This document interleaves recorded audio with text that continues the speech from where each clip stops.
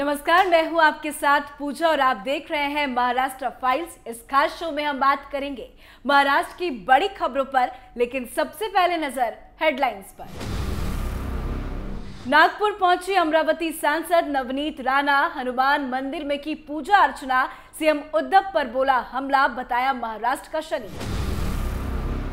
Aryan Khan case में महाराष्ट्र कांग्रेस अध्यक्ष नाना पटोले ने केंद्र सरकार पर बोला हमला, सरकार के आदेश पर जताया शक, कहा समीर वानखेड़े पर नहीं होगी कार्रवाई। एनसीबी की पूछताछ में शाहरुख खान के बेटे आर्यन खान का कबूलनामा, नींद नहीं आने के कारण मैं पीता हूं गांजा। जेल में बंद पूर्व गृह मंत्री अनिल देशमुख की बिगड़ी तबीयत, सीने में दर्द और हाई बीपी के बाद आईसीयू में कराया गया भर्ती। नासिक में पानी की कमी के चलते मचा हाहाकार, बर्तन लेकर सड़कों पर उतरी महिलाएं, लगा लंबा जाम। हेडलाइंस के बाद अब रुख खबरों का कर लेते हैं। तो आज खबरों की शुरुआत करेंगे महाराष्ट्र की अमरावती से सांसद नवनीत राणा से। दरअसल गिरफ्तारी के करीबन 36 दिन के बाद आखिरकार नवनीत राणा अपने घर पहुंच रही हैं। दिल्ली से नवनीत राणा नागपुर पहुंची तो इस दौरान उनका नागपुर एयरपोर्ट पर जोरदार स्वागत हुआ। इसके बाद उन्होंने मीडिया से बातचीत करते हुए उद्धव सरकार पर हमला बोला। राणा ने कहा कि उन्होंने दिल्ली में शांतिपूर्ण ढंग से हनुमान चालीसा का पाठ किया, वहां पर सुरक्षा भी थी और उन्हें कोई दिक्कत भी नहीं हुई, लेकिन उन्हें समझ में नहीं आता कि महाराष्ट्र में उनके हनुमान चालीसा पढ़ने पर इतना विवाद क्यों है, इसका विरोध क्यों हो रहा है। इस दौरान नवनीत राणा ने इशारों में उद्धव ठाकरे पर हमला बोलते हुए उन्हें शनि बताया और कहा कि मेरे महाराष्ट्र से शनि को जाना चाहिए। नवनीत राणा ने कहा कि राम और हनुमान का महाराष्ट्र में इतना अनादर क्यों हो रहा है, लेकिन ये शनि जो हमारे महाराष्ट्र में आ गया है इसे जाना ही चाहिए। इसके लिए मैं आरती करूंगी और हनुमान चालीसा का पाठ भी करूंगी।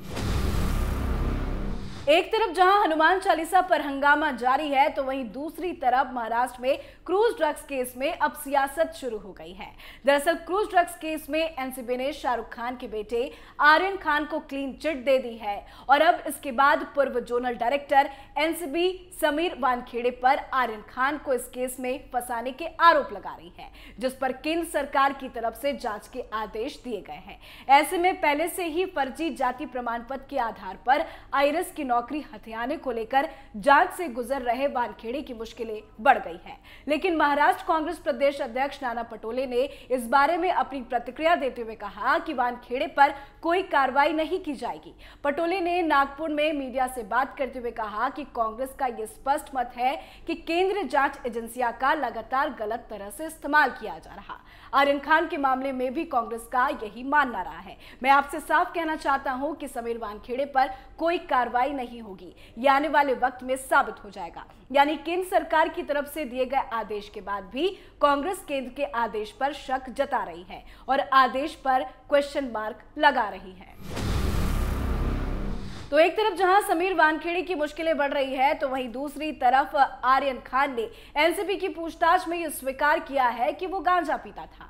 मुंबई सेशन कोर्ट में एनसीबी की तरफ से दाखिल चार्जशीट में आर्यन खान का यह बयान दर्ज है। आर्यन खान ने एनसीबी अधिकारी आशीष रंजन सिंह द्वारा की गई पूछताछ में अपना ये स्टेटमेंट रिकॉर्ड करवाया है। आर्यन खान ने एनसीबी को यह बताया कि उनके पास 2 सेलफोन नंबर है, उनमें से एक भारत का और दूसरा अमेरिकन नंबर है। अमेरिकन नंबर का इस्तेमाल वो व्हाट्सएप चैट के लिए किया करते हैं और इंडियन नंबर का इस्तेमाल वो फोन कॉल करने के लिए करते हैं। आर्यन खान ने आशीष रंजन सिंह को दिए गए अपने बयान में ये कबूल किया है कि उन्होंने पहली बार साल 2018 में गांजे का सेवन किया था। तब वो अमेरिका में पढ़ाई कर रहा था और नींद ना आने की समस्या से जूझ रहे थे। तभी उन्हें इंटरनेट से ये जानकारी मिली कि गांजा सेवन से इस परेशानी से छुटकारा मिल जाता है।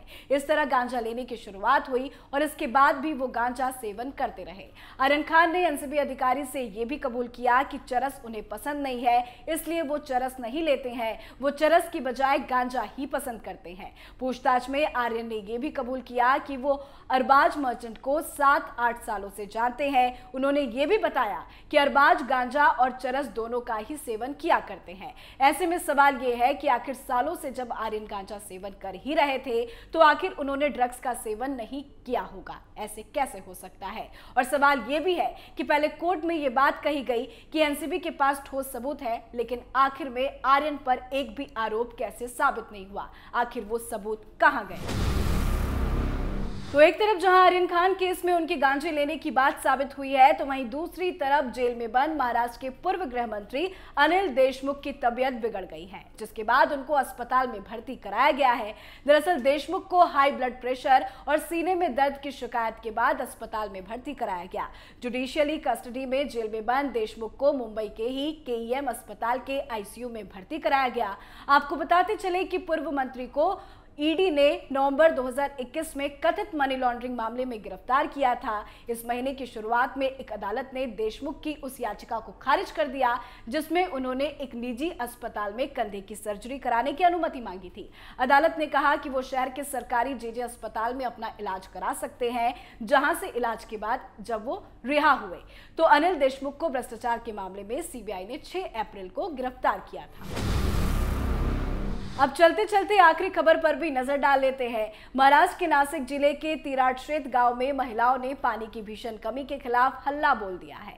महिलाओं ने अपना आक्रोश व्यक्त करते हुए सड़क पर विरोध प्रदर्शन किया, जिससे ट्रैफिक जाम की स्थिति पैदा हो गई। एक प्रदर्शनकारी ने कहा कि यहाँ की महिलाएं रोजाना पानी लाने के लिए कई किलोमीटर दूर तक पैदल जाती है। हम में से ज्यादा मजदूर हैं, फिर भी हमें काम पर जाने के बजाय पानी के लिए हाथापाई करनी पड़ती है। हमारा गाँव नासिक शहर के आसपास होने के बावजूद पिछले 50 सालों से वहां पानी की सुविधा नहीं है। वहीं नासिक के डीएम गंगाधरन का भी इस मामले में बयान सामने आया। उन्होंने कहा कि हम जल जीवन मिशन के तहत जिले में पानी की कमी से जूझ रहे गांवों को चिन्हित कर रहे हैं। जलापूर्ति से संबंधित कार्य चल रहा है और जल्द ही पूरा कर लिया जाएगा। बता दें कि महाराष्ट्र के नासिक में यह समस्या कई गांवों में फैली हुई है। इसके कारण राष्ट्रीय मानवाधिकार आयोग ने महाराष्ट्र सरकार और केंद्रीय जल शक्ति मंत्रालय को कुछ दिन पहले ही नोटिस जारी किया है। इन गांवों में जल संकट के चलते महिलाओं को कई किलोमीटर दूर पानी लाने जाना पड़ता है। नासिक के इन गांवों में जल संकट की स्थिति ऐसी हो गई है कि नई दुल्हनें ऐसा माहौल देखकर अपने मायके तक लौट रही है। वहीं इस कारण कई परिवार इन गांवों में अपनी बेटियों की शादी तक करने को राजी नहीं हो रहे। तो ये थी महाराष्ट्र से जुड़ी 5 बड़ी खबरें महाराष्ट्र फाइल शो में। आज के लिए फिलहाल इतना ही। कल हम आपसे कुछ और नई खबरों के साथ मुलाकात करेंगे। तब तक के लिए देखते रहिए कैपिटल टीवी। नमस्कार।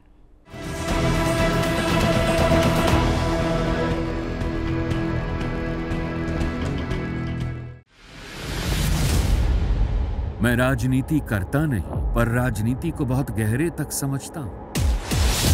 मैं लोगों के बीच रहता हूं, लोगों के मन को अच्छे से जानता हूं।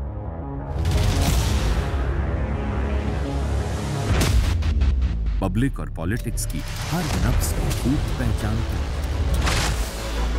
संघर्ष की सियासत से सत्ता के सिंहासन तक मैं हर खबर से खरा सच निकालता हूं।